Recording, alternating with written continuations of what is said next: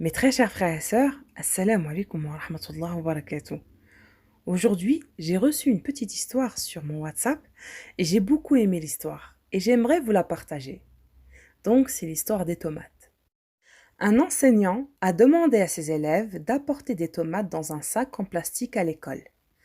Chaque tomate devait recevoir le nom d'une personne que cet enfant déteste. Donc, le nombre de tomates serait égal au nombre de personnes que chaque élève déteste. Le jour venu, tous les enfants ont bien apporté leurs tomates.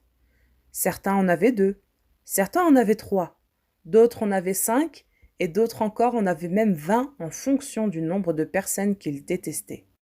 Le professeur leur a alors dit qu'ils devaient porter des tomates avec eux partout où ils iront durant 2 semaines.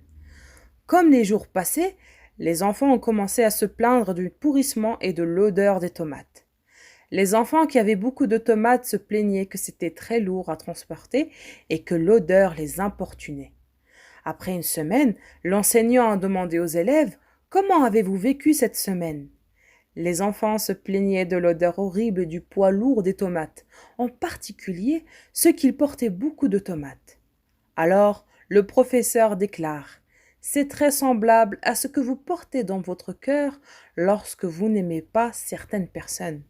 La haine rend le cœur malsain et vous portez cette haine partout. Si vous ne pouvez pas supporter l'odeur des tomates gâtées pendant une semaine, imaginez l'impact de l'amertume sur votre cœur pendant que vous le portez tous les jours. Le cœur est un beau jardin qui nécessite un nettoyage régulier des mauvaises herbes indésirables. Pardonnez à ceux qui vous ont énervé. Cela fait place à l'entreposage de bonnes choses. Et voilà, mes très chers frères et sœurs, nous sommes arrivés à la fin de l'histoire. Dumtum fi amatillah wa amani. Wassalamu alaikum wa rahmatullahi wa barakatuh.